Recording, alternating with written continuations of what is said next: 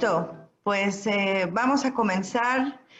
Muchas gracias a quienes ya nos acompañan a esta serie recién nacida que se llama Hojas de Otoño, que surgió un poco en respuesta a la imposibilidad de llevar a cabo los eventos que había programados en colaboración con, entre la Universidad de Maryland, su Departamento de Español y Portugués, y el Instituto aquí en DC, el Instituto Cultural Mexicano de la Embajada de México en Estados Unidos, aquí en Washington, D.C., y pues pensamos que algo tendríamos que hacer, aún si no estábamos en condiciones de poder hacer lo que teníamos planeado originalmente, y muy pronto, después de que inició la emergencia, platicamos con Neida y acordamos hacer una serie de conversaciones que, como quizá ya tuvieron oportunidad de ver quienes se enteraron de esta plática,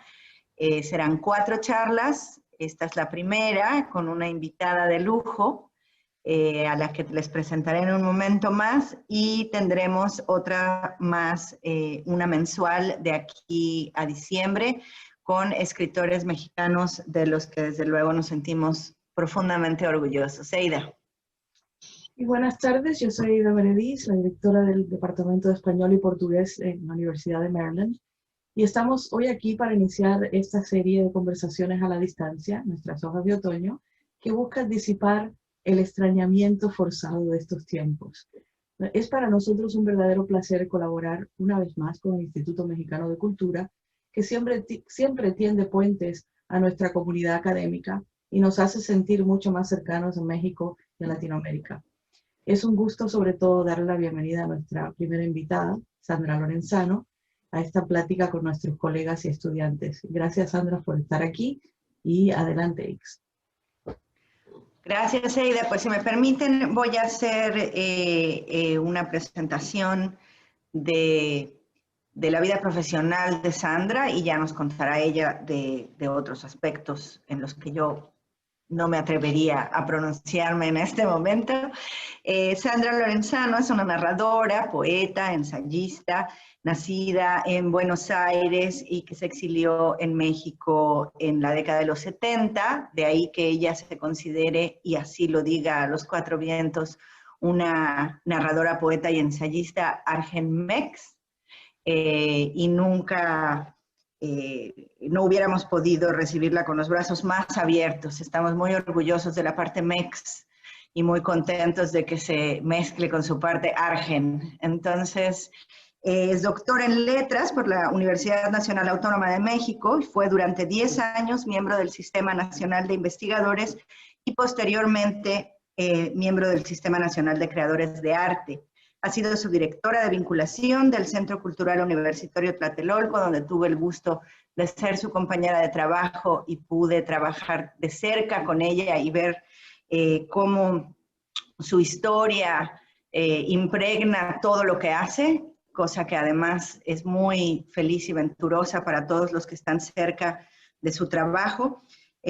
Fue titular de la Unidad de Género de la Coordinación de Difusión Cultural de la UNAM y actualmente es directora de Cultura y Comunicación Social de la Coordinación Universitaria para la Igualdad de Género de la UNAM y coordinadora del Proyecto Internacional Cultura y Migración de la UNAM y la Universidad Autónoma de Madrid. Ha sido invitada como escritora y académica a impartir cursos, talleres y conferencias en distintas universidades de Europa, Estados Unidos y América Latina. Colabora regularmente en diversos medios de comunicación de América Latina, tanto en prensa escrita como en radio y televisión. Forma parte de la Asamblea Consultiva del Consejo Nacional para Prevenir la Discriminación, de la Red Internacional de Literatura y Derechos Humanos, que conforman 20 universidades de todo el mundo, y de la Asociación University of California Mexicanistas, entre otras más. Entre su obra literaria se encuentra Escrituras de Sobrevivencia, Narrativa Argentina y Dictadura, que recibió la mención especial en el Premio Nacional de Ensayo Literario José Revueltas, los poemarios Vestigios en la editorial Pretextos y Herencia en la editorial En Vaso Roto Ediciones. Sandra, está en imprenta, ¿cierto? Esa todavía inédita. Ya está desde hace un año. Ok. Y las novelas Saudades del Fondo de Cultura Económica, Fuga en Mi menor de Tusquets, La estirpe del silencio de Six Barral y El día que no fue, la más reciente, de Alfaguara, esta novela de 2009. Su obra ha sido traducida al inglés, al italiano. Sandra, muchísimas gracias por aceptar tan rápido y desde hace tanto participar en estas hojas de otoño. Y Eida, antes de que le demos la palabra a Sandra, si quieres agregar algo más. Sí, por supuesto, me toca presentar a mis colegas que son los interlocutores de Sandra esta tarde. Empiezo con Laura de María, que es profesora del Departamento de Español y Portugués en Maryland. Es egresada de la Universidad Nacional de Córdoba en Argentina y de Washington University en St. Louis, Missouri. Es autora de Buenos Aires y las provincias, Relatos para desarmar, Beatriz Viterbo, editora, en 2014, y de Argentina, Ricardo Piglia, dialoga con la generación del 37 en la discontinuidad, de Corregidor, en el 99, y Cruces de Carlota, de Alción, 2008, una colección de cuentos que inicia su incursión en la escritura creativa. Como crítica ha publicado también una serie de artículos sobre literatura y cultura de los siglos XIX, XX y XXI en revistas especializadas. Su libro Buenos Aires y las provincias, Relatos para desarmar, recibió el premio al mejor libro en las humanidades de la sección de estudios sobre el Cono Sur, afiliada a la Latin American Studies Association, LASA, en el 2015, y su Cruce de Carlotas recibió el premio de literatura latinoamericana otorgado por la Universidad de California en Los Ángeles. Su primera novela, St. Louis Blues, apareció en Rialto Editores en el 2018.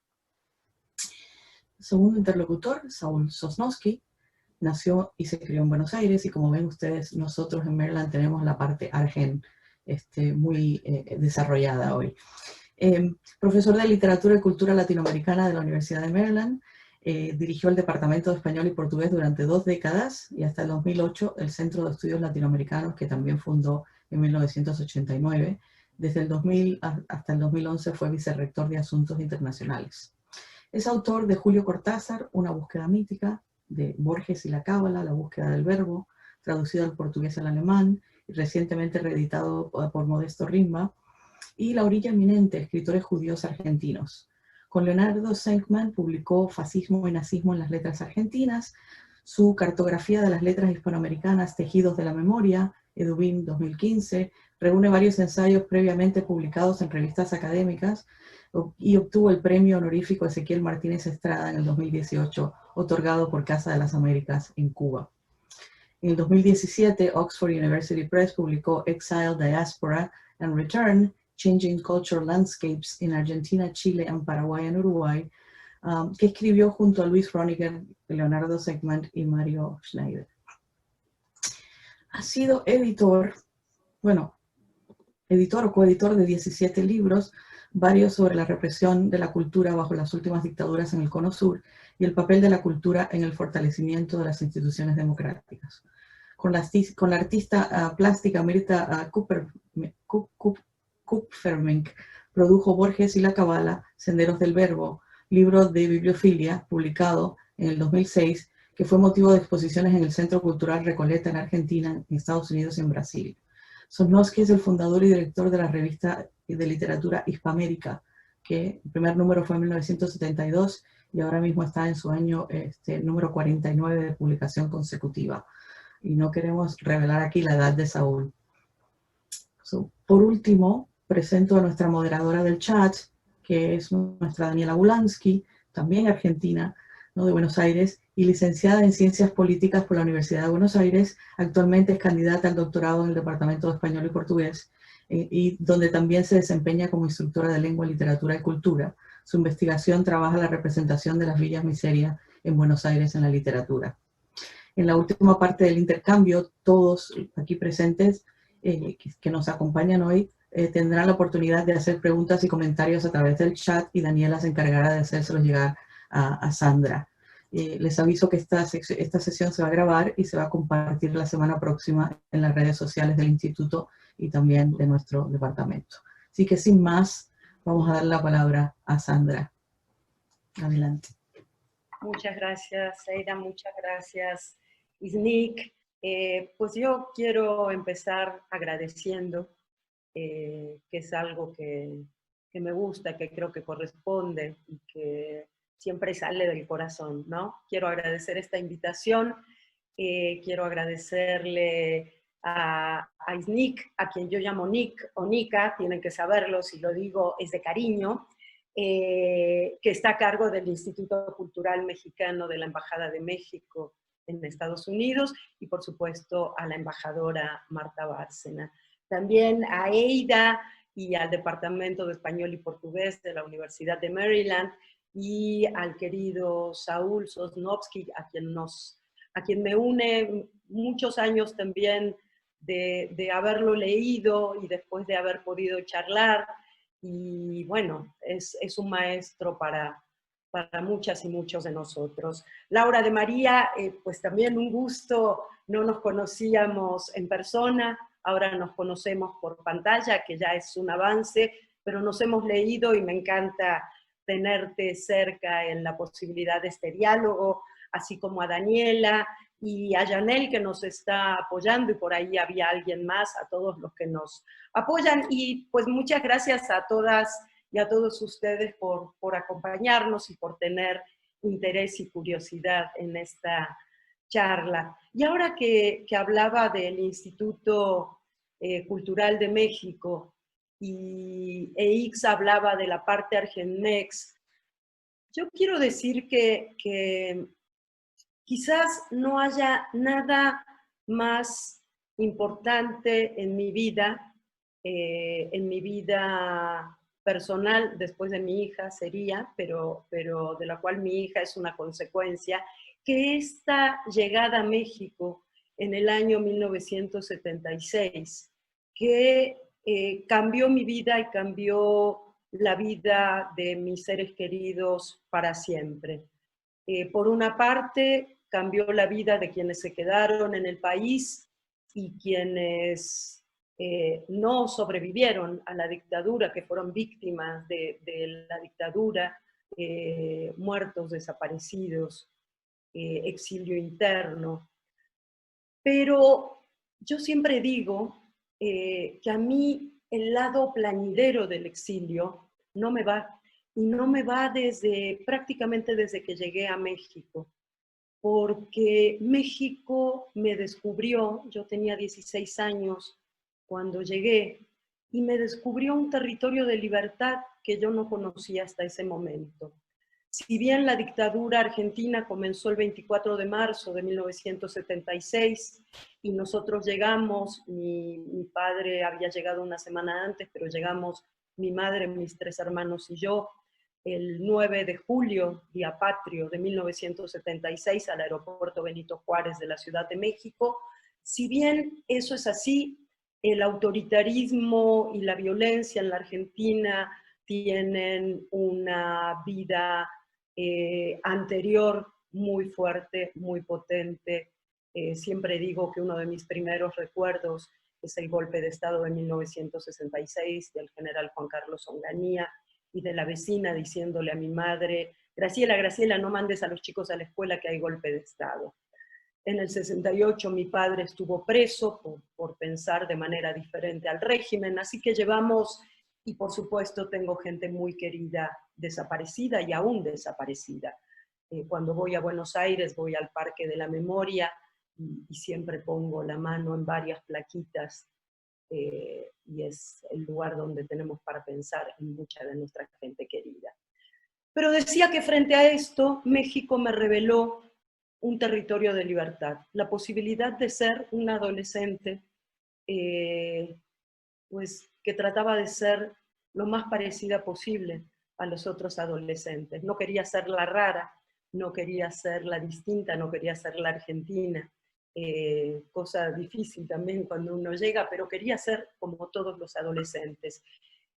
Y desde ese momento hasta el día de hoy, 44 años después, puedo decir que México me dio un hogar.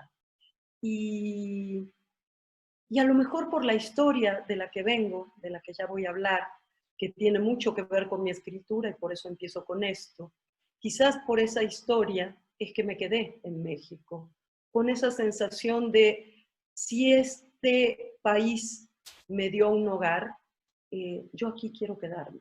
yo aquí quiero estar, en un país que recibe, como decía X, con los brazos abiertos a quienes vienen de fuera. Difícil también decirlo en un momento, no se crean que peco de ingenuidad, en un momento en que ser migrante centroamericano pobre en el territorio mexicano es un riesgo. Esos son parte de los temas que trabajo y como mexicana por adopción y por amor, tengo la nacionalidad mexicana desde el año 83, o sea, lo hice bastante pronto. Me duele esa posibilidad de que haya gente que no sea recibida de esta manera, que de alguna manera, que de algún modo está tan presumible y que presumimos tradición de asilo mexicana, que lo vimos con los refugiados españoles de la guerra civil, que lo vimos después con los guatemaltecos, con el exilio sudamericano y demás, no podamos extenderlo a los migrantes centroamericanos. Ese es un tema de los que duele en este momento en México. Me dedico a los temas de género, pero no únicamente, es uno más de los temas a los que me dedico, pero en este momento sí, desde la gestión universitaria. Y decir que 6 de cada 10 niñas y mujeres centroamericanas son violadas a su paso por nuestro país, claro que duele, claro que duele. Y para eso estamos trabajando también, ¿no? Para poder decir que eso se puede combatir, que lo podemos cambiar, que podemos construir un mundo diferente. Entonces, sigo contando esto. En ese momento de la llegada a México me di cuenta también, y por eso insisto en la parte Argenmex, o sea, insisto en esta entidad complicada a veces, pero doble. Hace un rato hablábamos de signos del zodíaco dobles, fuera de cámara, pero tiene que ver con esto. Mi parte Argen tiene que ver no solo con mi vida de infancia hasta los 16 años, sino con mis raíces. Las raíces heredadas y las raíces elegidas. Se ve que yo voy por la vida juntando casas, juntando hogares, juntando afectos. Tendría que decir que nada pesa más en mi vida y en mi escritura que todo esto que voy juntando y que tiene que ver con lo afectivo.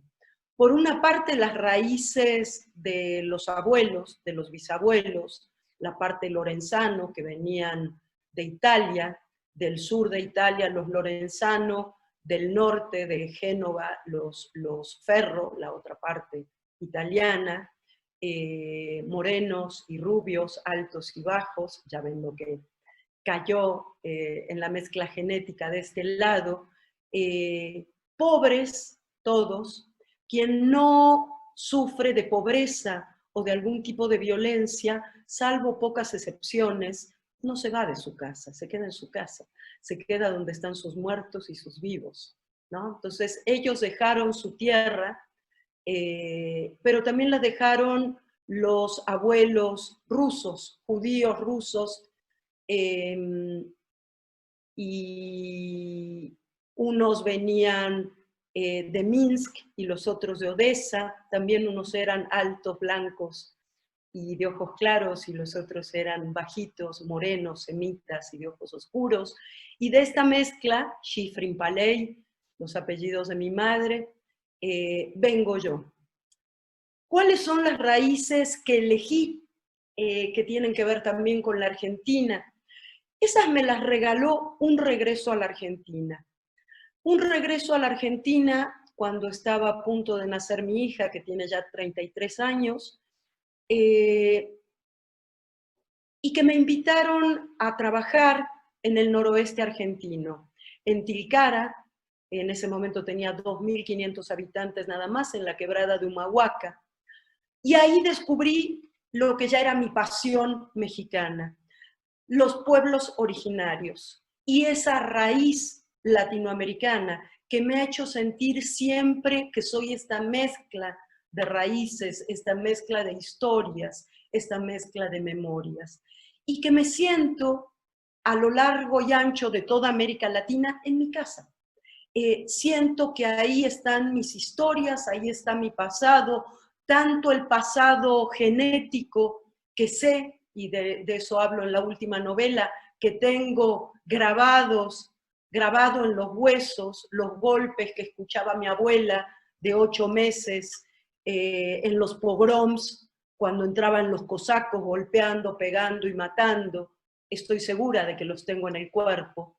Pero también tengo esas raíces elegidas, esas raíces que me hacen ser latinoamericana, que me hacen trabajar sobre la literatura y la cultura latinoamericanas, pensar en qué significa este continente nuestro que nace de una herida feroz, que es la herida de la conquista, y que nos marca para siempre. Vengamos de donde vengamos, ¿no? En cuanto nos asumimos latinoamericanos, sabemos que eso está ahí. El pensamiento decolonial y los feminismos decoloniales tienen mucho que ver en lo que estoy pensando en los últimos tiempos. Les pido que me avisen si me paso cuando llegue a los 15 minutos, porque ustedes saben, sobre todo quienes me conocen, por ahí Nick me conoce muy bien, a mí me dan cuerda y yo hablo, porque... pero quiero escucharles a ustedes y también sus preguntas, por supuesto. Entonces, a partir de todo esto surge la escritura, surge la vida, y en esa vida surge la escritura. Cosa curiosa esta de la escritura. Surge, por supuesto, en el momento que llego a México, como una necesidad de entender lo que nos estaba pasando. En el medio de ese descubrimiento de la libertad, por supuesto, había también mucho dolor, mucho extrañamiento, mucha bronca, mucho coraje contra quienes nos obligaban a dejar lo que era nuestra casa, nuestra tierra. Y necesitaba entender, y eso en plena adolescencia, que yo pienso también que los 20 años no es la mejor etapa de la vida, debe ser uno de los peores momentos de la vida. Tener entre 15 y 20 años no se lo deseo a nadie. Entonces ahí solo la escritura me permitía meterme dentro de mí misma, y hasta el día de hoy es así. Por eso uno de mis gurús en la vida, aunque él nunca lo haya sabido, es Paul Celan, el poeta sobreviviente, judío sobreviviente de campos de concentración.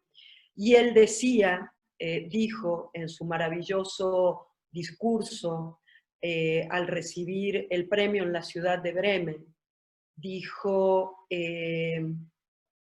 hemos sobrevivido, pero ¿qué es lo que ha sobrevivido del horror? Él hablaba del horror del Holocausto, cada uno tiene sus horrores.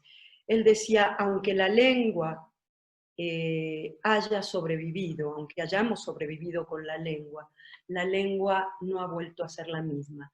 Nuestra lengua es una lengua en duelo, una lengua calcinada, decía Juan Gelman, otro poeta que tuvo un hijo y una nuera desaparecidos y que tardó más de 30 años en encontrar a su nieta nacida en cautiverio. Y entonces enfrentarse a la creación literaria es también enfrentarse a esa lengua en duelo, saber que lo que escribo transmite esas múltiples memorias que me conforman. Jacques Hassoum, un maravilloso psicoanalista de origen egipcio, dice, soy contrabandista de historias propias y ajenas. Y yo me siento un poco así. Todas estas raíces, todas estas historias que me conforman, ya son mías y están en esa escritura que no importa si hay que ponerle narrativa, poesía, ensayo, escritura académica, siempre escribo con lo que soy, y lo que soy es poco afecto a esas etiquetas. Entonces, a veces eso es un problema más para las editoriales o para los críticos que para quien escribe, ¿no? Entonces, esa lengua en duelo es la lengua de la memoria también. Y vuelvo a Paul Celan porque él decía, escribir es como lanzar una botella al mar, con la esperanza de que llegue en algún momento a la tierra del corazón de alguien, ¿no? Entonces, a mí me gusta esta idea de una escritura en una botella lanzada al mar, pero pensando que esa botella tiene que permitir siempre una ventana o una puerta, porque la idea es mirar a través de la escritura hacia adentro y tratar de entender hacia adentro qué está sucediendo, pero para poder entender y mirar hacia afuera. Yo soy una escritora que permanentemente está entre el adentro y el afuera. Siempre digo, y esa es típica fantasía de escritores, lo que quiero es que me dejen leer y escribir en casa, basta. Y después lo primero que hago es abrir el periódico, ver qué está pasando, ponerme al tanto, disfrutar, ni se diga, las clases, el trabajo universitario. Me parece que todos estos espacios de diálogo, de crítica, de intercambio, de opiniones, de estudio junto, es lo que nos permite ser parte de una comunidad, y a mí eso me alimenta y me sostiene. De ahí viene mi escritura, ya sea que hable de la abuela que tenía miedo de morirse a los 53 años, como todas las mujeres de su familia, por un pinche gen que tenemos las judías askenazí, no solamente, pero lo tenemos, que es el gen del cáncer de mama. Y no se murió, tuvo cáncer, pero no se murió, vivió hasta más de 90 años, hasta más de los 90 años.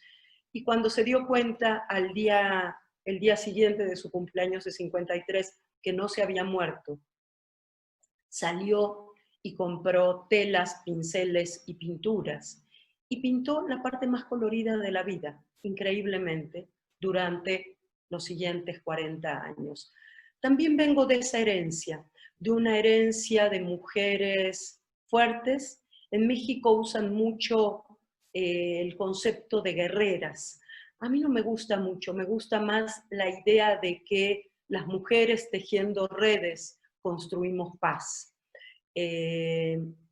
Y entonces tengo una combinación extraña de mujeres increíblemente optimistas, y digo increíblemente porque eran la parte judía, no es una parte melancólica la mía, sino una parte optimista, y lo melancólico, quién sabe de dónde me viene, y entonces siempre digo que soy una melancólica optimista.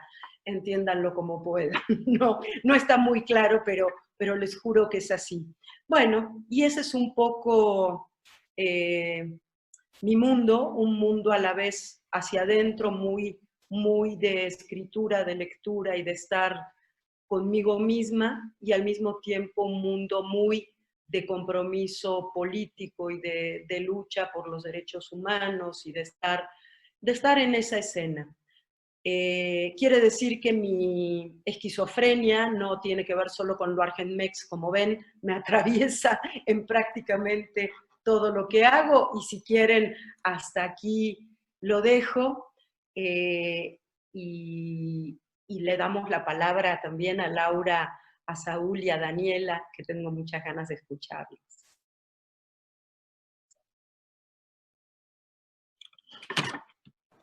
Gracias, Sandra. Ahora van a aparecer ya en pantalla ellos también para empezar a conversar contigo.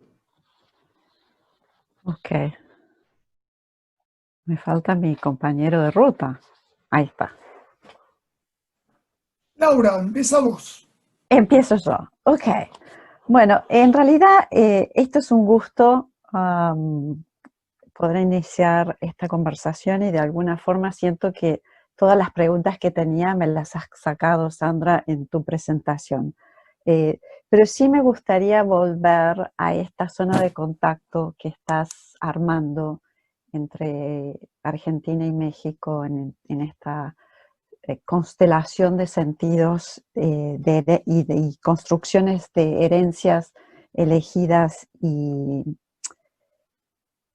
armadas. Y en realidad cuando yo te leía, que yo primero te conocí como crítica y luego como escritora de ficción y como poeta, que ahí también hay otra zona de contacto, hay otro modo de empezar a practicar la escritura en distintos y diferentes registros.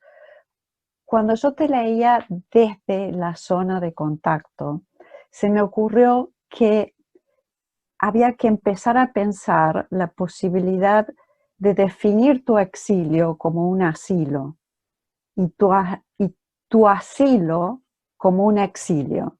Es decir, como pareciera que esta condición o este relato que has armado de Argenmex o Mex-Argen, depende cómo lo quieras armar, en la cual hay toda una constelación de sujetos que podrían estar junto con vos, posibilitan una mirada descentrada que te hacen ver tanto lo argentino como lo mexicano desde esta doble condición de exilio que es asilo y un asilo que es exilio. Y me gustaría entonces que nos dijeras o que nos armaras qué es lo que esta zona de contacto y esta máquina de leer y esta máquina escrituraria que es Sandra Lorenzano logra palpar, logra ver, logra mirar en los entresijos liminares de lo argentino y de lo mexicano. Muchas gracias, Laura. Me gusta mucho lo que me preguntas y cómo lo planteas. Me voy a detener un momento en esta idea del exilio como asilo y el asilo como exilio, porque mientras lo decía yo pensé, tendríamos que hablar de axilio, es decir, el exilio como eje, como algo que me marca y que me convierte en quien soy. No sé quién hubiera sido de no haberse atravesado México, de no haberse atravesado el exilio y el exilio mexicano. No sé si hubiera ido a otro lado o en qué hubiera terminado, no sé. Pero sí sé lo que he vivido acá y lo que vivo acá. La pregunta que me haces me da pie para hablar de algo que me interesa mucho y que tiene que ver con un concepto que usa mucho la crítica feminista, que es el de mirada oblicua. Esa mirada oblicua que te permite mirar desde otro lugar, te permite descentrar la mirada y mirar siempre un poco aquello que no aparece en el centro de la reflexión del entorno en el que estás, que no aparece en el centro de los debates, que te permite mirar los lugares marginados, los intersticios, decías, ese lugar mínimo. A mí me interesa mucho el lugar de lo mínimo, ¿no? Por eso quizás el primer libro de poesía, que evidentemente no es, tardé mucho en publicarlo, siendo la poesía lo primero que empecé a escribir, pero la poesía me genera, en general, la palabra poética de la que podemos hablar, un respeto particular. Pero ese libro se llama Vestigios. Eso me interesa, ¿no? Lo chiquito, lo que va quedando, los restos. Esos son elementos que miro y en los que me detengo desde este lugar argenmex, o mexitina, como dice Liliana Felipe, la cantante argentina que vive en México, mexitina. Y antes de ayer, una compañera performancera chilena que vive en México, en la Ciudad de México, decía que ella era mapuchilanga, ¿no? Entonces, podemos jugar mucho con esto, pero lo que a mí me da es una cosa contradictoria, pero es, por un lado, esta posibilidad de la mirada oblicua, y por otro lado, una ansiedad de difícil pertenencia que a veces me pone un poco mal. Siendo que me considero perteneciente a dos países, no voy a decir a dos culturas porque cada uno de estos dos países implica múltiples culturas.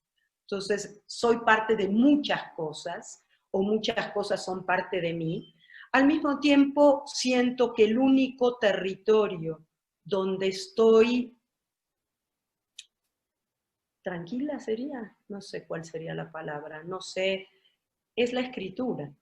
Es el lugar donde yo puedo estar, y eso lo cuento mucho en la última novela, que tiene una parte autobiográfica fuerte, que puedo estar inmersa en el horror absoluto, en un departamentito tamaño huevito, rodeada de bolsas enormes con cosas y pasando una situación de ruptura dolorosa y atemorizante, y poder concentrarme absolutamente en la escritura como la única tabla de salvación. Como sé que eso me puede llevar a un lugar demasiado solipsista, es que lo contrapongo con lo otro, ¿no? Salgo al mundo y también ahí intento mirar esos intersticios. Por un lado me da mucha libertad, y por otro lado cito a María Zambrano en la novela que lo puse como epígrafe en Fuga en Mi menor: escribir es defender la soledad en que se está, ¿no? Entonces, esta libertad tiene un costo, que es un costo de soledad que no cambiaría por otra cosa, ¿no? No es que no me duele, la reconozco, está ahí y la necesito, ¿no? Entonces es un juego entre lo comunitario y lo solitario, que también pasa por este vínculo argenmex de lo comunitario y lo individual. Y todo lo que he aprendido de lo comunitario también, ¿no? Todo lo que me ha ayudado a sobrevivir a partir de lo comunitario. No sé si contesto, pero bueno, un poco va por ahí la reflexión, Laura. No, me parece muy, muy bien, sí, sí. Lo que sí te voy a pedir es que me digas qué verías en lo argentino, que precisamente por estar en México o por haber construido morada en México, podés dar de ese espacio cultural que quizás si estuvieras en Argentina no lo hubieras podido terminar de percibir. ¿Qué es lo que México te permite ver en relación a esa cultura que dejaste a los 16 años? Sí, hay que decir que la cultura argentina también es muy diversa, pero yo diría que algo que la caracteriza y me sorprendió ahora muy gratamente, y buscaré a Daniela en otro momento porque hablaba de la literatura y las villas miserias, me parece que la cultura argentina hegemónica, por decirle de alguna manera, que también es múltiple, pero digamos, para llamarla de alguna manera, prefiere no ver cosas muy importantes en términos culturales de la Argentina. Es una cultura, todavía al día de hoy, cuando hablamos de literatura argentina en cualquier lugar del mundo, la gente saca inmediatamente los nombres porteños, los nombres rioplatenses, como si no existiera una cultura más allá de eso. Se han sumado unas pocas personas que vienen de otro lugar, pero lo seguimos viendo, vemos los cursos de literatura argentina.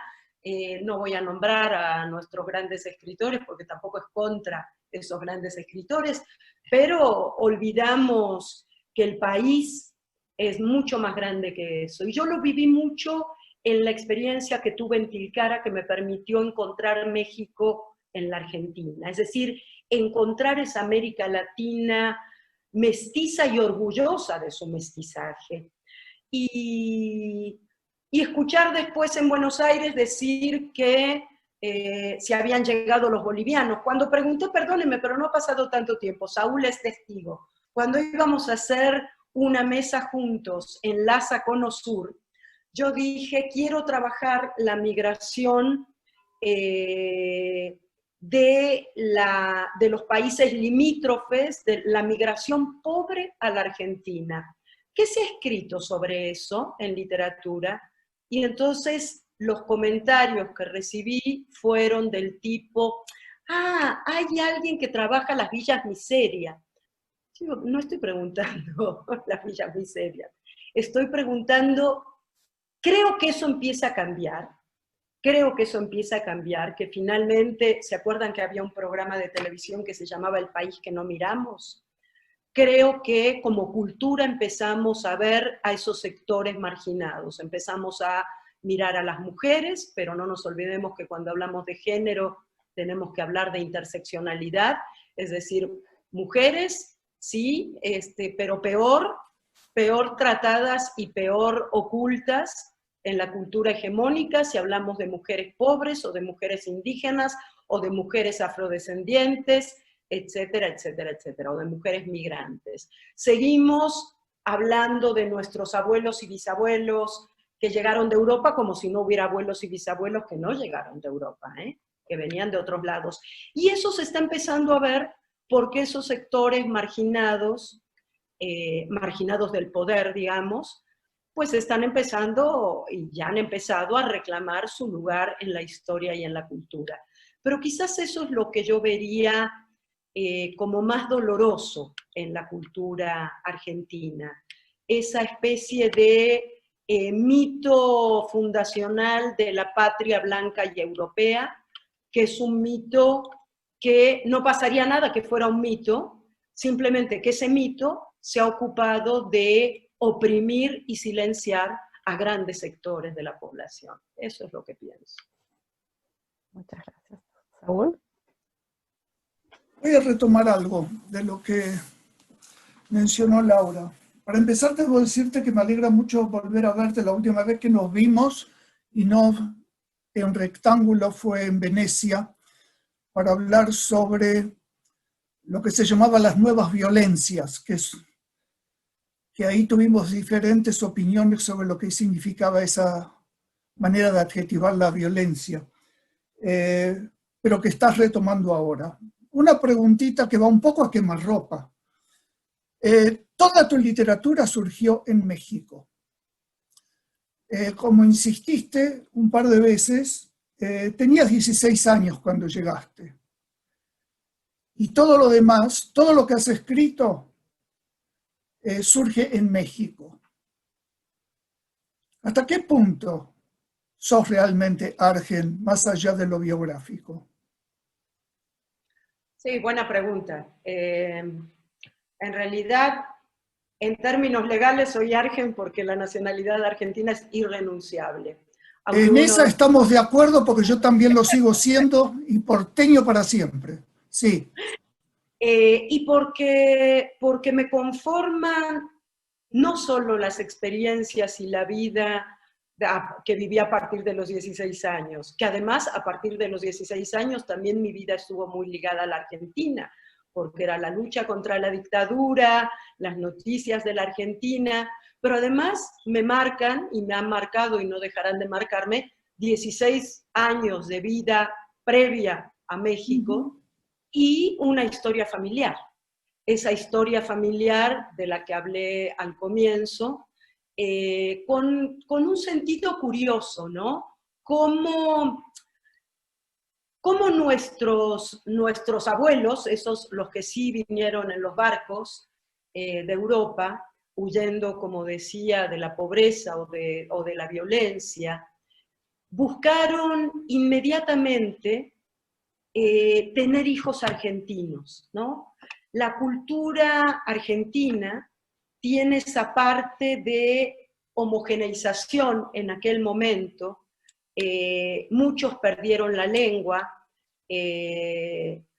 Tú, Saúl, no has perdido del todo la lengua de tus ancestros, pero yo sí, y lo que he recuperado, lo he recuperado ya de adulta, no porque se hablara en casa, más que cuando la abuela hablaba en yiddish con mi mamá para que no le entendiéramos. Pero ya mis abuelos, hijos de italianos, no hablaban italiano, y mi madre le entendía a su madre en yiddish, pero ella hablaba solo castellano, digamos, como lengua de comunicación. Y esa historia de la homogeneización de la migración tiene una parte buena, buena entre comillas, qué sé yo, se dio lo que se dio, que creó una cultura más o menos homogénea, más o menos, pero al mismo tiempo hizo de la cultura argentina un permanente borramiento. Primero el borramiento de los pueblos originarios, ¿no? Basta con pensar en nuestra conquista del desierto, campaña al desierto, que no era un desierto y fue una matanza, no una conquista ni una campaña, lo sabemos. Después, el borramiento de la identidad de estos migrantes. Hubo grupos, algunos que guardaron sus tradiciones, pero en general, más allá de las tradiciones por ahí culinarias un poco y alguna otra, todos desde la primera generación nos consideramos argentinos. Entonces, en ese sentido es que yo me digo Argenmex. Si dijera solo... Perdón, Sandra, ¿qué quiere decir con lo que acabas de decir que para ser argentino tenés que borrar los orígenes? No, no nosotros. Los borró el país como institución, el Estado argentino. Uno se deja borrar, no se borra así automáticamente. A ver, atenti. No se borra en términos subjetivos y de memoria familiar. Se borró en términos de la conformación del Estado Nacional, por supuesto que sí. Es lo que hace todo país que recibe inmigraciones. No importa, no voy a hablar de todo país, hablo de ese país que es el que Pero inclusive México lo hace contigo. Vos adoptás la identidad Argenmex, porque de esa manera también te inscribís en el Estado Nacional Mexicano. Te voy a dar un ejemplo diferente, a ver si esto ayuda para subrayar el argumento. Cuando saqué la nacionalidad estadounidense, una mujer que tenía uno de esos peinados Prince George's County de los años 50 y un prendedor con lucecitas de la bandera americana me preguntó si no me quería cambiar el nombre, ¿no? Y yo le pregunté por qué, y esa vieja no entendió de qué estaba hablando. Lo que ella me estaba diciendo es, ahora podés llamarte Tom Jones o John Smith o algo así. El país te permite borrar quién sos y asumir otro tipo de personalidad, ¿no?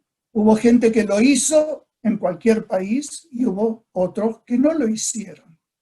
A eso voy. El Estado tiene la obligación, ¿no? Porque eso es parte del ser Estado, de borrar las diferencias y de crear una nacionalidad única.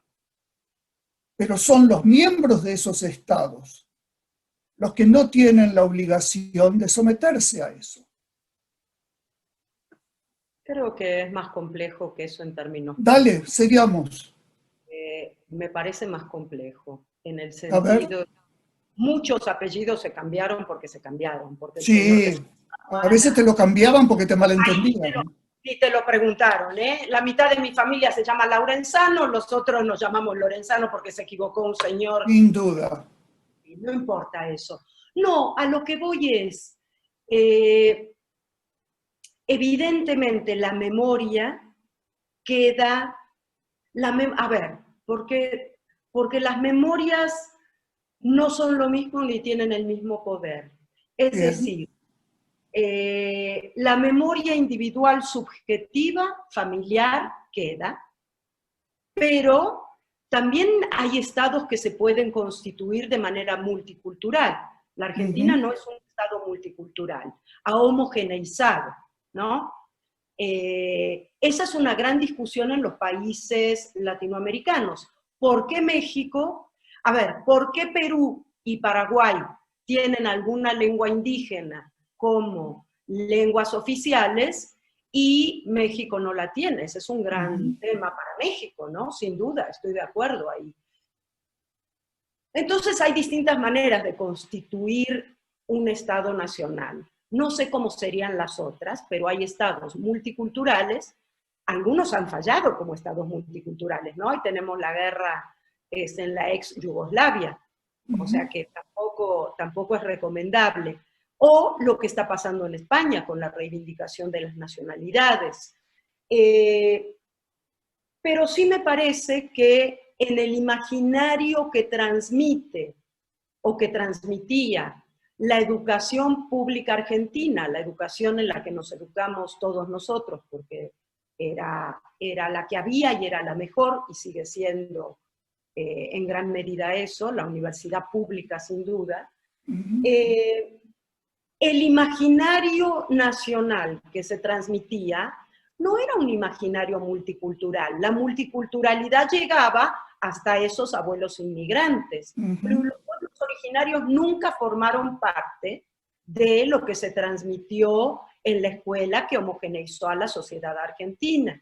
Siempre estudiábamos, porque los estudiamos, los pueblos precolombinos, como si esos después no hubieran existido más, ¿no? Entonces decíamos, bueno, en el norte estaban las estribaciones del Imperio Inca, los Diaguitas, los Pampas, pero nuestros indios no eran como los grandes indios, estoy sick, todo esto ustedes lo han leído en los libros de texto, igual que yo.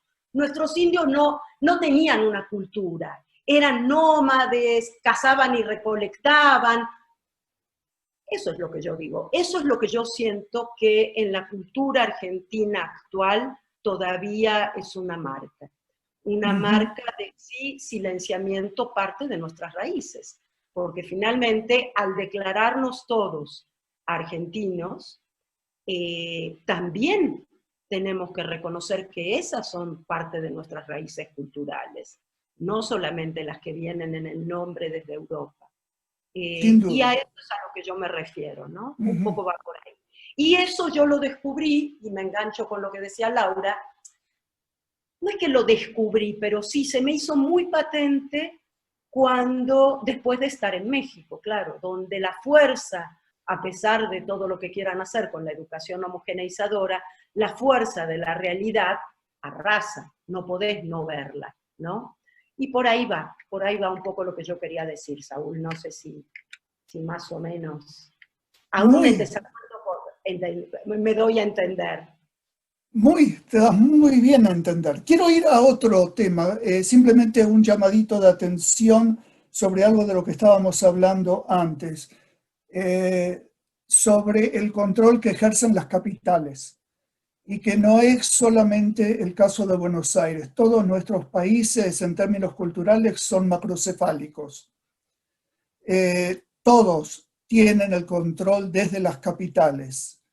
Algunos más, algunos menos, pero ese es un tema que señalaste y tenés muchísima razón y que vale la pena recordar, ¿no? Es decir, Montevideo y Buenos Aires están mucho más cerca entre sí que Buenos Aires y el resto del país. Lo mismo ocurre con Lima, lo mismo ocurre con Santiago, con Bogotá, etcétera, ¿no? Entonces ese es un tema que vale la pena explorar, pero que lo podemos dejar para otro momento. Y estoy seguro que Laura tiene otra pregunta para hacer. Sí, yo tengo varias. Por favor, lean Buenos Aires y las provincias. Y ahí está lo que acaban de... Me he pasado muchos años. Claro, he pasado muchos años trabajando en eso y mi próximo libro va hacia allá. Pero bueno, en este momento no es hablar de mí. Lo que sí, yo insisto con mis obsesiones, que son estos... zonas de contacto. Y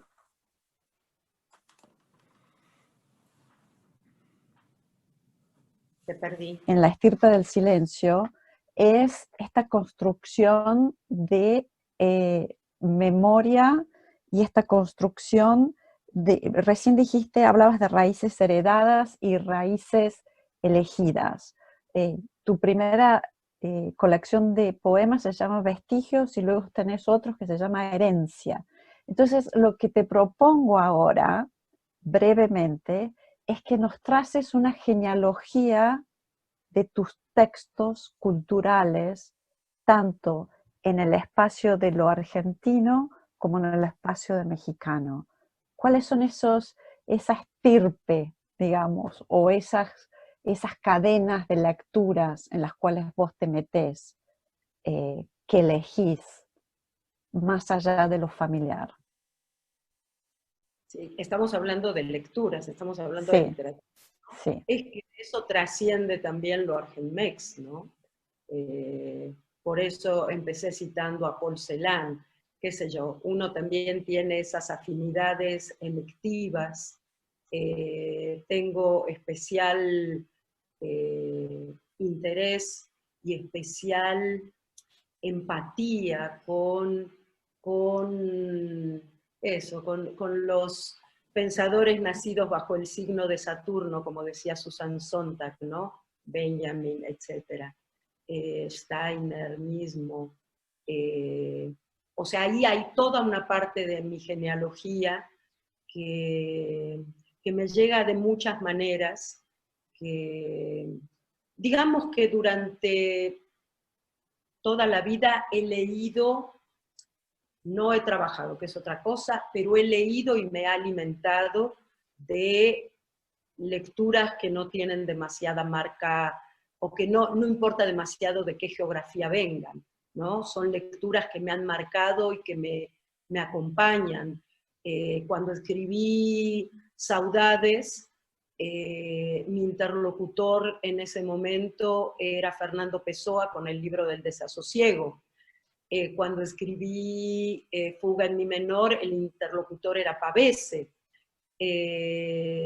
Con La estirpe del silencio, la cosa fue más hacia lo mediático, Rita Hayworth, pero sobre todo la violencia de género, que en ese momento era cuando empezaba a surgir con tanta claridad en México. Entonces, en cierto sentido es una novela muy mexicana, porque aborda un tema que en ese momento en México a mí me importaba mucho, me sigue importando, y me acordé porque que mi padre contaba, como buen hombre de su generación y de muchas otras, era un enamorado de Rita Hayworth, y contaba que había empezado a bailar en Tijuana. Entonces recuperé el personaje de Rita Hayworth y me pasó una cosa curiosísima, y ahora sigo con las lecturas, pero me pasó una cosa muy curiosa, dos cosas curiosas que de alguna manera se vinculan con lo primero que decía Saúl, que a lo mejor alguna vez lo hablamos, pero si no,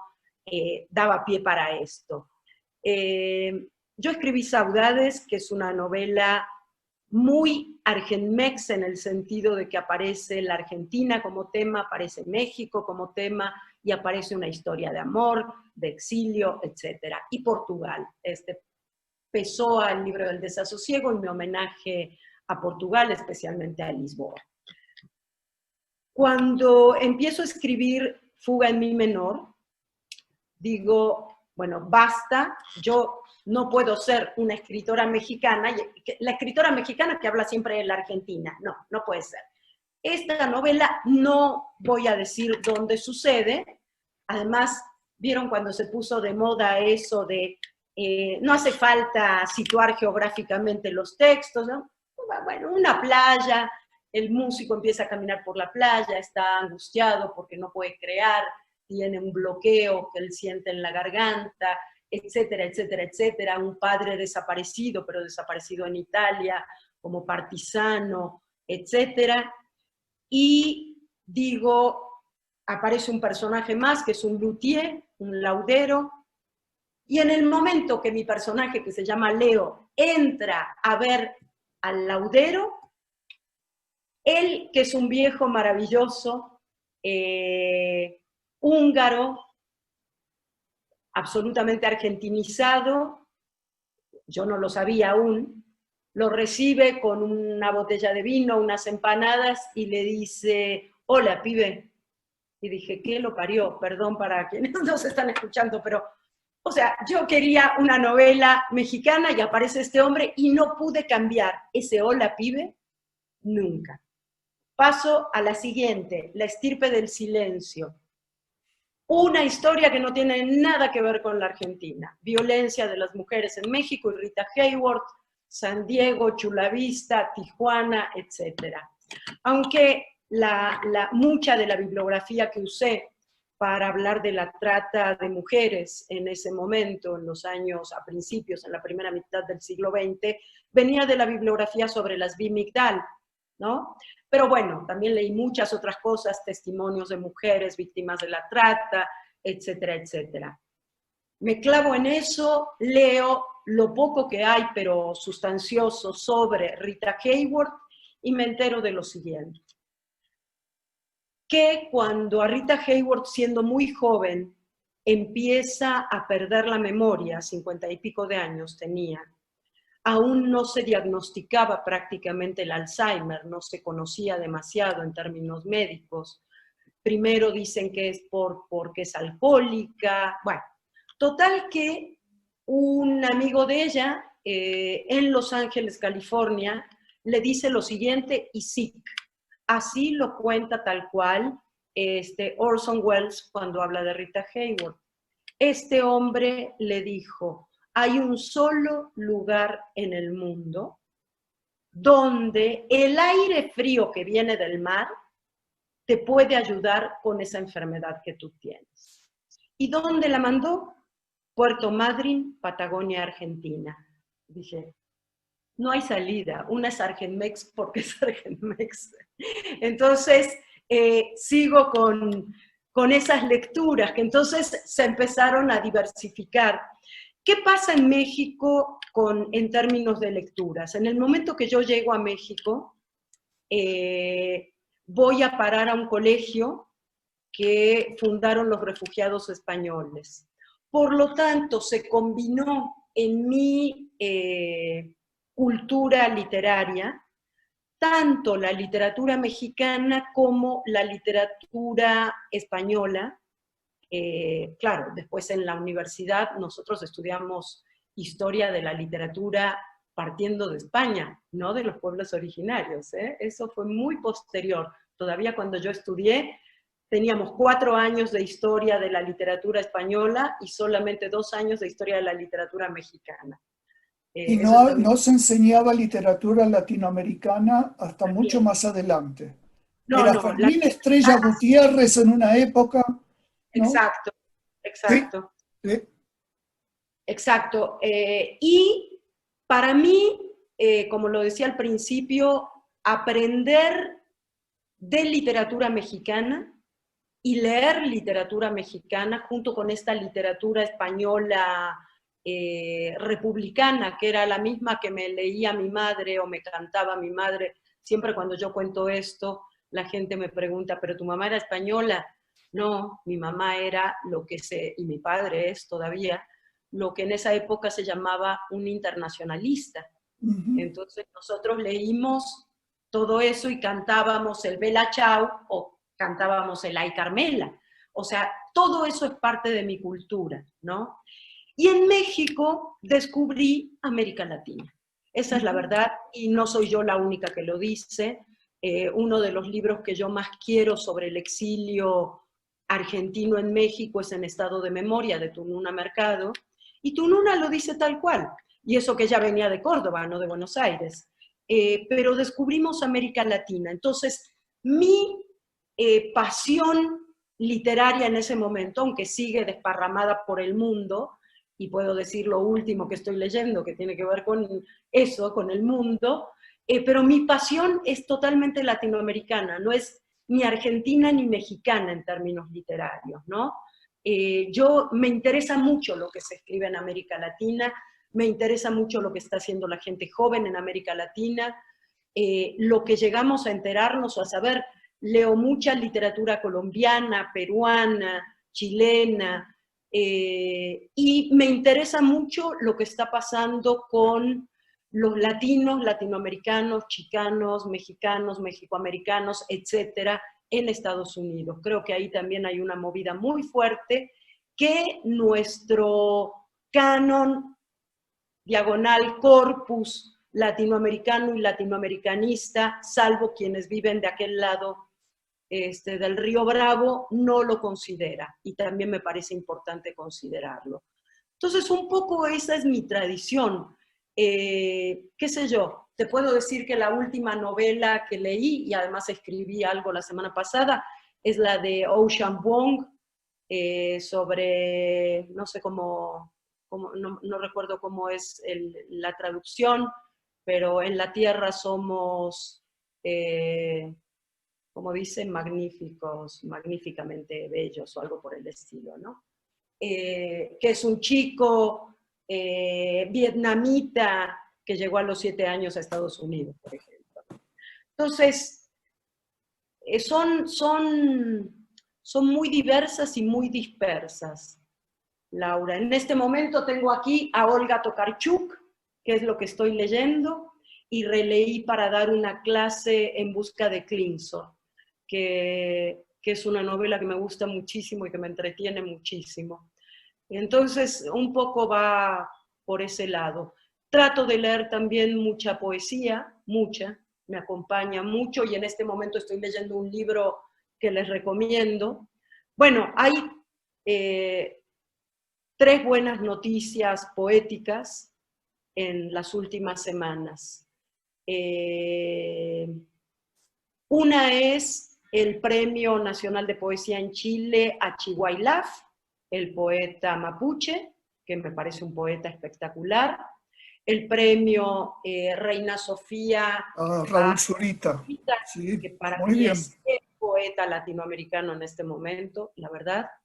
Y en México, quizás ustedes sepan que el premio más importante que tenemos en poesía es el Premio Aguascalientes de Poesía, que da el Instituto Nacional de Bellas Artes.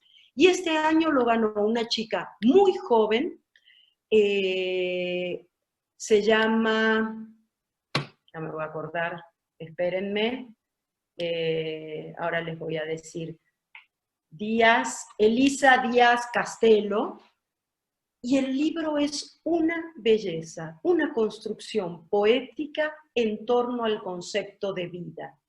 Vida, en este momento, que es un tema que atraviesa la ética, los derechos humanos, la medicina, el tema de la pandemia, ¿qué es la vida hoy? Muy, muy interesante. Entonces, no, creo que no te contesté lo que querías, pero soy así. No, sí me contestaste, sí me contestaste. Aparte, yo cuando entré a tu novela, la verdad, y vi a Rita Hayworth, no pude dejar de pensar en Puig, y cuán diferente es tu Rita con respecto a la Rita de Puig. Quizás ahí habría todo un ensayo, un artículo para los críticos que quieran tomarlo y armarlo. No sé si tengo tiempo para una pregunta más o Eida, pasamos directamente al chat. Una pregunta más está bien, y de ahí quiero invitar a Daniela a que empiece a traer otras preguntas. ¿Saúl o yo? Yo tengo una, pero es que creo que la vas a resolver rápidamente. Dijiste que, y es absolutamente cierto, según lo que vemos en tu obra, que no te suscribiste al exilio planidero. Y al mismo tiempo dijiste que tu lengua era una lengua en duelo. ¿Cómo reconcilias esas dos cosas? Sí, no, Saúl, no lo voy a contestar rápidamente porque vos sabés que soy rollera, o sea, rápidamente nada. Pero, sí. No, la pregunta era rápida, tu respuesta puede ser mucho más larga. No se contraponen, ¿en qué sentido? No me gusta el lado plañidero del exilio, que ya prácticamente no existe porque estamos en México los que quisimos quedarnos, pero esa cosa de que cada vez que se habla del exilio se habla de el llanto, ¿no? Sí, eso es una lata. Pero explícame un poco más qué es la lengua en duelo. Porque la lengua en duelo no es solamente la lengua del exilio. La lengua en duelo tiene muchos duelos en sí. tiene el duelo de esas primeras migraciones de los abuelos, tiene el duelo de nuestros desaparecidos, pero también el duelo de las mujeres asesinadas. O sea, permanentemente, cuando yo me meto dentro de mí misma, lo que aparece son las ausencias. Y eso no tiene que ver necesariamente con... Sí duele el exilio. Lo que no me gusta es el discurso plañidero. No decir que el exilio no duele. Por supuesto que el exilio duele y ha dolido. Y en este momento que estoy encerrada en una casa desde el 14 de marzo, con gran parte de mi gente querida distribuida a lo largo y ancho del mundo, claro que duele, ¿no? Pero no me gusta ese llanto, ¿no? Eso que dices es una lata, sí, es una lata. Sin embargo, cantidad de ausencias me pueblan, me habitan, ¿no? A veces quizás en exceso, a veces quisiera que estuvieran menos presentes las ausencias y más presentes las presencias, ¿no? Ese es un tema que a pesar de la escritura y de muchos años de terapia no logro resolver. Es la parte que yo llamo la parte melancólica. O sea, hay un núcleo básico en el que Eros y Tánatos están siempre discutiendo. Y tú lo sabes muy bien porque acabo de leer tu nueva novela, Decir Berlín, Decir Buenos Aires, y un poco es eso, es Eros y Tánatos, ¿no? Cómo eso conforma la escritura, y a esa escritura yo la llamo una lengua en duelo, porque no es una lengua muerta, en el sentido de no estamos ausentes, estamos, y estamos con todo el impulso de vida, pero al mismo tiempo no nos podemos olvidar de esas ausencias que también la están marcando. Más o menos. Yo quisiera hacer una pregunta así rapidonga antes de pasar, que sería para completar y salir del solipsismo que decís que podés llegar a caer con la realidad de tu activismo y tu lucha por los derechos humanos, migración y derechos de género. Y me gustaría que de alguna forma nos dijeras 2 o 3 cosas en relación a eso para complementar estas zonas de contactos que sería la escritura y tu activismo. Sí, primero quiero decir, retomando a Manuel Puig, que yo soy una fanática de Manuel Puig, de los primeros libros que publiqué es una colección de artículos, no solo mío, o sea que invité a una cantidad de gente a hablar sobre Puig, ¿no? La literatura es una película. Sí, amo a Puig y amo esa mezcla que tiene de distintos campos culturales y demás. Pero volviendo a tu pregunta, te diría, contestaría con otra poeta con la que siento afinidad, que es Ana Akhmatova. Ana Akhmatova, en el prólogo de Requiem, cita un cuadro, una escena que me parece desgarradora y que yo tengo como un leitmotiv en la vida. Ella dice, seguramente muchos de ustedes lo recuerdan, pero ella dice que estaba parada frente a la cárcel de Leningrado porque iba a visitar a su hijo. En ese momento ya Ana Akhmatova, la poeta, una de las poetas más famosas, más leídas, más amadas de Rusia y después en parte de la Unión Soviética, ya había sido prohibida, ya no existía, digamos, en términos artísticos o poéticos para el resto de la gente. Y entonces ella iba con un paño oscuro, como todas las mujeres que estaban haciendo fila, y una mujer la reconoció.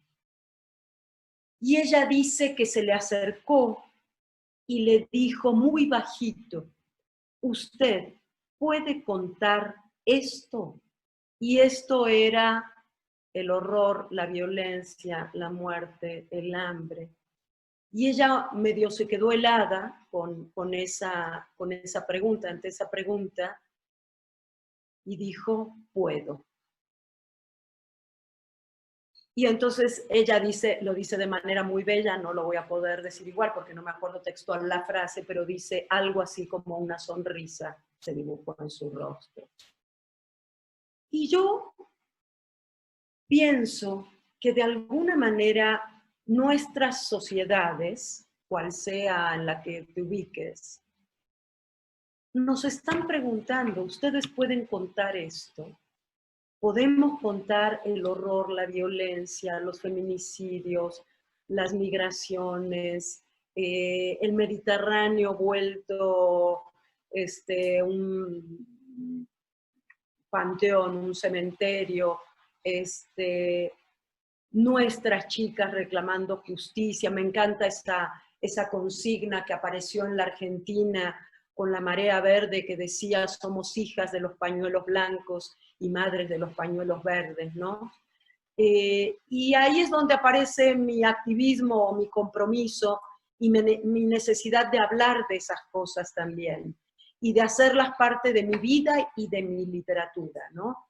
Forman parte de mi vida, pasan por mí y se convierten después en algo a través de la escritura. Sí, esa sería un poco la relación, Laura. Me gustaría ahora que Dani Bulansky se manifieste y empiece a traernos las preguntas que tengan los asistentes de hoy, y creo que ya hay una con un tema relacionado. Adelante, Dani. Muchas gracias, Sandra, y invito a que escriban sus preguntas en el chat, o si no también les puedo dar voz para que las digan. Hay una pregunta de Manuel Cuellar, y dice, gracias Sandra Lorenzano por tan interesantes reflexiones en torno a la idea de pertenencia y olvidos. Me interesa mucho escuchar tu reflexión en torno al movimiento feminista en ambas naciones, Argentina y México, de lo que recién estabas hablando, en qué formas dialogan, en qué formas intervienen en el espacio público y la esfera cultural de manera incisiva. Pienso en cómo la marea verde llega a México y responde la marea morada y ahora Canción sin miedo. ¿Dónde y cómo entran las letras, la literatura de la mujer? ¿A quién leemos? Muy bien, muchas gracias Manuel por esa pregunta. Sí, me parece un tema clave. Decía Carlos Monsiváis, otro de mis gurús, que la única revolución triunfante del siglo XX fue el feminismo, la revolución feminista, y todavía no es triunfante, pero por lo menos sigue viva. Sin duda, el movimiento feminista argentino tuvo una repercusión enorme en el resto de América Latina.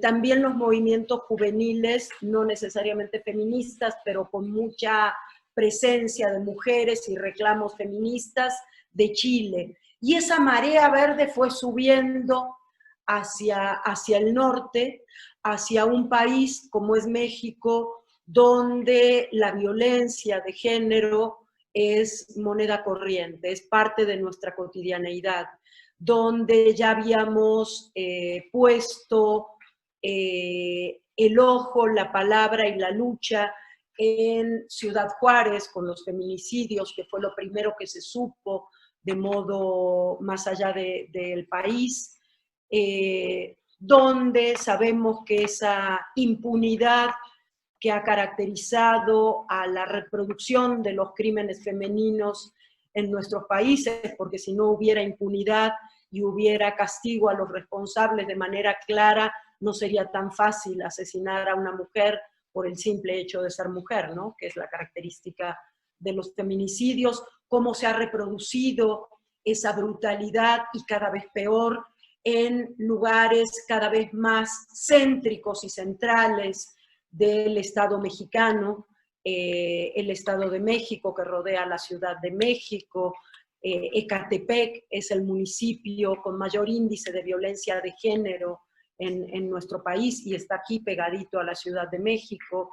Y entonces, de alguna manera, esa ola que venía de la Argentina o que venía del sur, digamos, permitió que un empoderamiento cada vez más numeroso de las mujeres mexicanas, cada vez menos miedo de salir a la calle.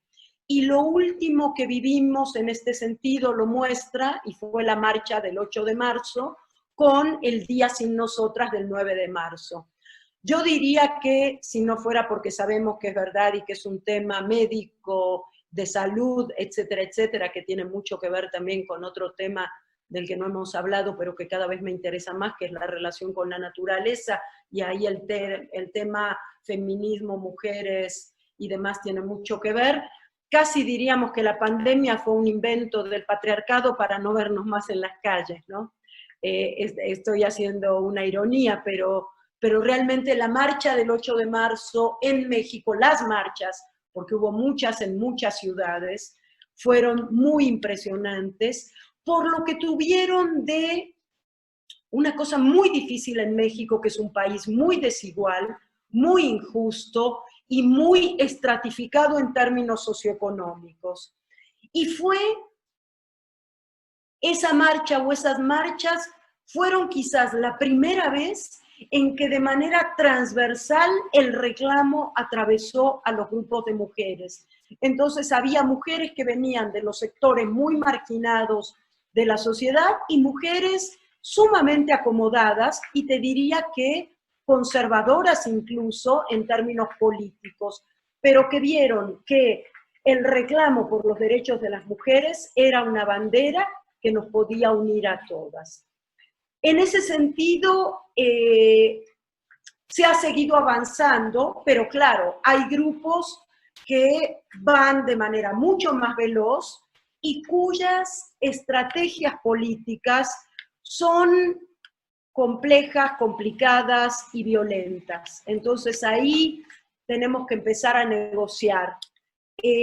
A mí me parece que además haber puesto en la escena del pensamiento de las feministas, primero lo que están haciendo las jóvenes. El feminismo se estaba quedando con, por supuesto, parte de la tradición feminista es reconocer a nuestras ancestras, reconocer a las pensadoras que nos han precedido y que han abierto brecha en esta lucha. Pero de pronto no nos podemos quedar nada más ahí. Tenemos que reconocerlas, pero ponerlas en contacto con las jóvenes, sobre todo para que escuchemos. Yo siempre digo, y quienes me han escuchado lo saben, no sé si la lluvia está haciendo mucho ruido o si estoy gritando mucho, avísenme si es así. Pero pienso que el verbo escuchar, la escucha, tiene que ser en este momento la palabra clave en nuestros países.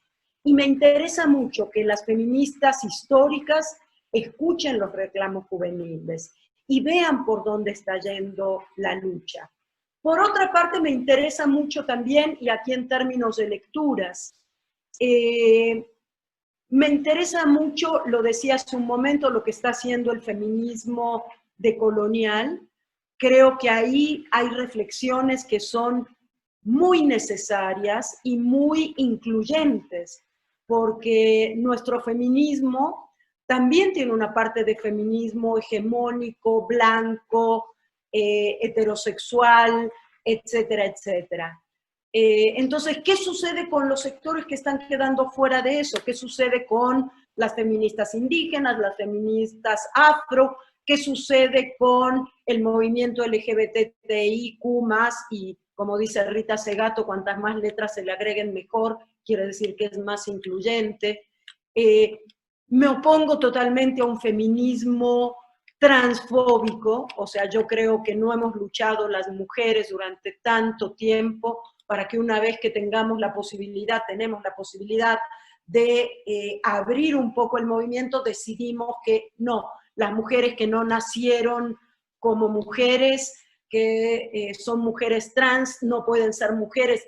¿Qué es esa locura excluyente? Me parece brutal eso, ¿no? Me opongo totalmente al feminismo TERF. No creo que sea feminismo, realmente. Entonces, en ese campo, creo que hay mucho para leer, muchísimo. Y también, bueno, cito, por supuesto, a Rita Segato, pero también a Silvia Rivera Cusicanqui, la pensadora boliviana. En México tenemos a Francesca Gargalo, que es una pensadora que a mí me gusta muchísimo y que está recuperando mucho de eso, una pensadora y escritora. Y por supuesto a nuestras feministas históricas también. Tenemos a una de las grandes, hicimos el 16 de septiembre una mesa que se llamaba Patria, Diagonal Matria, las mujeres y la nación, y ahí una de nuestras invitadas fue la que para mí en este momento es una de las más importantes pensadoras mujeres indígena, Yasnaya Elena Aguilar Gil, que la pueden leer en línea o la pueden leer en el periódico El País, con una mirada muy interesante sobre lo comunitario, porque yo creo que si algo tenemos que recuperar del feminismo actual y en ese diálogo sur-norte, alguien decía México es un norte con olor o con sabor a sur, y yo estoy de acuerdo, es América Latina, ¿no? Finalmente. Es muy importante recuperar lo comunitario y creo que la pandemia nos está llevando hacia allá, a recuperar el valor de lo comunitario como espacio de diálogo, como espacio de intercambio, como espacio de empatía, como espacio donde generar lazos éticos y solidarios. No sé si respondí, Manuel, pero si no podemos seguir la charla y puedes tomar tú el micrófono y conversamos. Gracias por tu pregunta. Gracias. Tengo acá otro mensaje de Manuel Cuellar que dice: muchas gracias por estas recomendaciones. Sí, el feminismo descolonial, por ejemplo, requiere que vayamos más allá de lo humano, incluso para pensar también, como sugerías, a la tierra y la naturaleza, el acceso ahora en la pandemia a la comida, etc.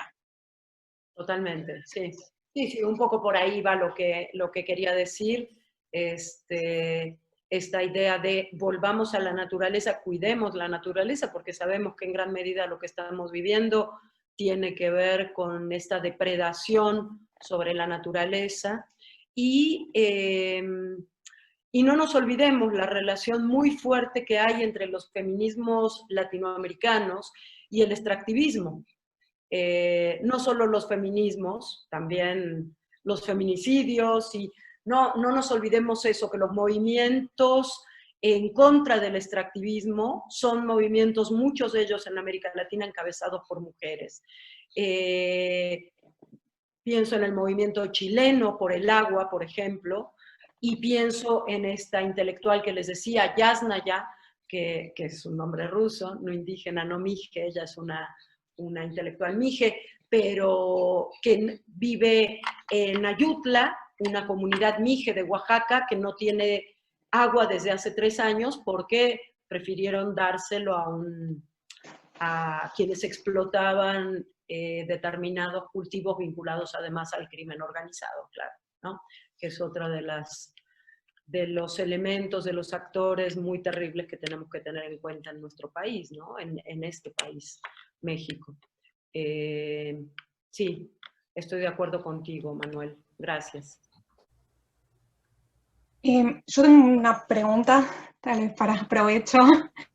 Un poco siguiendo con el tema de género y lo que planteabas de esta pandemia como que ha sacado de alguna forma o en gran parte a las mujeres de la calle, y pensaba, vos trabajás en estos temas, digamos, ¿qué pasa, digo, con esas violencias de género domésticas, intrafamiliares, que vos haces referencia en la estirpe del silencio, digo, cuando muchos de las instituciones públicas y espacios públicos en esta época quedan o cerrados o restringidos? No sé si es una pregunta que tengo una respuesta, pero digo, como que estrategias o redes, digamos, porque en ese sentido está, me parece, como el miedo de como volver hacia atrás, ¿no?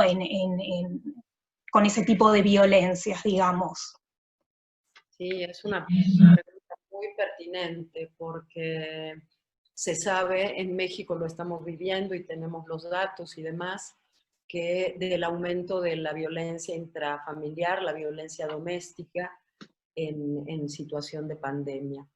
Es muy difícil de tratar en este momento. Lo que se está haciendo son algunas campañas, pero aquí hay una violencia estructural, que es la violencia patriarcal, que en un momento como este aflora con mucha mayor fuerza, y se dice que de 10, es así porque hoy estuve justo trabajando en eso, de 10 denuncias que hay sobre violencia doméstica, sobre violencia en contra de las mujeres, 9 provienen de un miembro de la familia, ¿no? Entonces estamos realmente en una situación muy grave donde tenemos que trabajar un poco como lo estamos haciendo. La UNAM es una especie de laboratorio chiquito al ser una universidad tan grande, 360.000 estudiantes, y con tanta incidencia en la sociedad. Estamos tratando de hacer una suerte de laboratorio junto con las otras entidades del gobierno, pero como en una doble vía, ¿no? Por un lado, hay que seguir trabajando de manera muy fuerte y meter mucho dinero en políticas públicas. La situación de la pandemia no ayuda porque las economías del mundo, y la mexicana no es la excepción, están en crisis, porque por supuesto ha bajado el consumo, ha bajado la producción, etcétera, etcétera. Pero lo cierto es que necesitamos invertir en políticas públicas, necesitamos invertir en refugios de mujeres, necesitamos invertir en protección y cuidado a las mujeres que están, y a las niñas y niños, que eso también es brutal, niñas, niños y adolescentes que están sufriendo situaciones de violencia. Y por otro, que estas tendrían que ser como medidas de urgencia, ¿no? De emergencia. Y por otro lado, no tenemos que quitar el dedo del renglón en medidas que tienen que ir cambiando, tienen que provocar un giro cultural. ¿Cuánto tiempo va a llevar? No lo sé, ¿no? Porque al mismo tiempo tenemos todos los otros elementos, el crimen organizado, la trata de personas, etcétera, etcétera. Pero tenemos que hacer educación con perspectiva de género desde que los chicos entran a la escuela, desde que entran al jardín de niños. Tenemos que hacer educación en masculinidad. Sí, o sea, esto lo tenemos que cambiar entre todas y todos y todes. No es nada más un tema de mujeres. Parece que la violencia de género solo nos toca a las mujeres. Nos toca la peor parte, pero si los hombres no cambian y reconocen ese mandato de masculinidad del que habla Rita Segato, que los lleva a la violencia, esto no lo vamos a solucionar. Entonces, sí es un momento muy difícil, hay mucha gente que la está pasando muy mal, y bueno, por eso seguimos trabajando sobre esto, tratando de que las cosas tengan el menor costo humano posible. Daniela, no sé qué más decirte, porque ojalá tuviéramos una varita mágica para cambiar las cosas, cambiar las cabezas, cambiar los comportamientos. Hacemos mucho énfasis en el tema de corresponsabilidad, en los cuidados, ¿no? El tema de una política de cuidados que ha quedado en manos de las mujeres. En fin, son muchos temas los que tienen que ver con esto de la violencia presente de una manera tan brutal con este encierro, ¿no? Sí, sin duda. Pensemos además que la gente vive, un porcentaje enorme de la gente vive en condiciones de hacinamiento, en espacios pequeños, familias grandes, con esto de nos tenemos que conectar todos para ir a la escuela, para trabajar. Cantidad de gente no puede pagar el internet, y si lo paga para una computadora o un teléfono, en fin, digamos que la problemática social, si bien existía antes de la pandemia la ha hecho más evidente para quienes no la veían aún, ¿no? Gracias. Eida, recibí una pregunta más, no sé si todavía tenemos tiempo o... No quiero abusar de Sandra. ¿Una pregunta más, Sandra? Sí, vamos. Todo bien. Acá hay una pregunta de Nélida de Besa Gómez que dice, al mencionar usted la escritura y el exilio, pensaba en la cita de Adorno. Para el intelectual en exilio, la escritura se convierte en su hogar. Y me preguntaba, ¿podría ser que dentro de esa identidad argentina-mex, dos espacios bien diferenciados en todos los sentidos, que la escritura es su hogar real y por eso puede hallarse a caballo entre ambos? Sí, muy buen comentario, sí, totalmente. Por eso dije que en medio del horror siempre el lugar donde yo me refugio es la escritura. Sí, tienes razón, no lo había pensado así, pero totalmente. ¿Quién preguntó? Nélida. Sí, Nélida, muchas gracias. La reflexión me parece absolutamente pertinente y me siento muy representada por ella.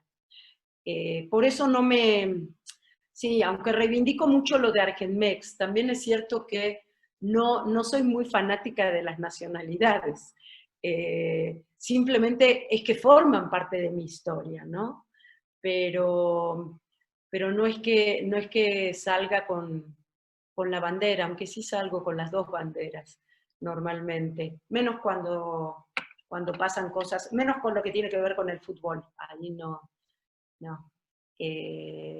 es broma, pero sí, la escritura es ese espacio donde una puede ser totalmente lo que es esa mezcla, que es esa cosa indefinida, y es la confianza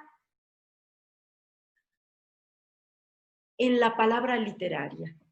O sea, la palabra literaria, que es una palabra que surge del silencio, se convierte quizás, la palabra poética, la palabra literaria, en tu único rostro verdadero, ¿no? Lo único que de verdad puedes decir que eres, porque lo demás lo digo, ¿no? Pero lo único que de verdad me representa tal cual soy es esa palabra poética, esa palabra literaria. Sí, me parece que va un poco por ahí. Es ese hogar y es también el espacio como de renacimiento cada vez, ¿no? Aunque sea un renacimiento, como lo hablábamos con Saúl, acompañado de ausencias, acompañado de muerte, pero siempre estamos hechos de eso, ¿no? Estamos hechos de todo eso que fue antes que nosotros, incluido, y suena poético, pero científicamente es así, incluido el polvo de estrellas, ¿no? Estamos hechos también de polvo de estrellas, y por lo tanto tenemos esa memoria de la piedra, esa memoria de las ancestras, de los ancestros, de los relatos. Ahora estoy como muy entusiasmada también a través del tema migrante, con pensar, trabajar y rescatar narrativas que no necesariamente pasan por la palabra, narrativas que tienen que ver o sí con la palabra oral y no con la palabra escrita, la oralidad, los arrullos, los bordados, que ya aparecen, la estirpe del silencio también, la cerámica. O sea, hay toda una narrativa de los sectores que no han accedido o no les ha interesado la palabra escrita, y que está ahí, y me interesa porque eso también es parte de nosotras y de nosotros. Entonces, sí, estoy de acuerdo. Para mí, este es el refugio, ¿no? Por eso puedo estar tantos días, tantas horas y tanto tiempo sola también, ¿no? Porque hay ahí un trabajo de introspección. Sí, muchas gracias, Nélida. Ixni, te invito a que te manifiestes y que básicamente hagamos la despedida. Un millón de gracias, Sandra, por esta charla tan gustosa, tan fluida, ¿no? Y muchas gracias a mis colegas, a Saúl, a Laura, y a Daniela, y a los que hicieron preguntas y todos los que asistieron. Ha sido verdaderamente un banquete, ¿no? De viernes por la noche. Así que muchas gracias, Sandra. No, al contrario, muchas gracias a ustedes, muchas gracias a ti, Aida, a ti, Nick, por supuesto, ven a este país que nos recibe, a México, a los colegas argentinos y etcétera. Y gracias por darme la oportunidad también de pensar en tantas cosas, ¿no? Porque cuando una habla va pensando también y va dándole vueltas a cosas que cree que las tiene como muy seguras ya, pero siempre entra ese bichito de, a ver, tienen razón, vamos a darle una vuelta a esto. Y creo que esa también es la mirada oblicua. Así que muchas gracias, espero que quienes nos han escuchado no haberlos aburrido mucho, siempre tengo esa preocupación, normalmente pido que levanten la mano, no sé si están ahí o si no están, pero espero que sigan y les agradezco muchísimo. Feliz Año Nuevo desde el lado judío de esta Argenmex que tiene tanta mezcla y que tiene tanto amor por múltiples raíces. Así que normalmente decimos Shana Tová, pero mi abuela decía Agitiur, que es en Yiddish. Así que yo les deseo Shana Tová, Agitiur, y que tengamos un nuevo año, todos, todas, todes, de mucha salud y mucha mayor felicidad. Pues eso es todo y les agradezco infinitamente esta invitación y esta posibilidad. Muchas gracias a la embajada de este país que me recibió y me sigue recibiendo cada día. Gracias, Ix. Gracias a ti, Sandra. Esperamos poder verte en persona pronto y abrazarnos como corresponde. Gracias, Eida, al Departamento de Español y Portugués de la Universidad de Maryland y a todos tus colegas que aceptaron participar en la primera charla de Hojas de Otoño, una serie de 4 conversaciones. Disfruten su viernes. Nos vemos pronto. Gracias. Gracias. Chao. Besos, abrazos.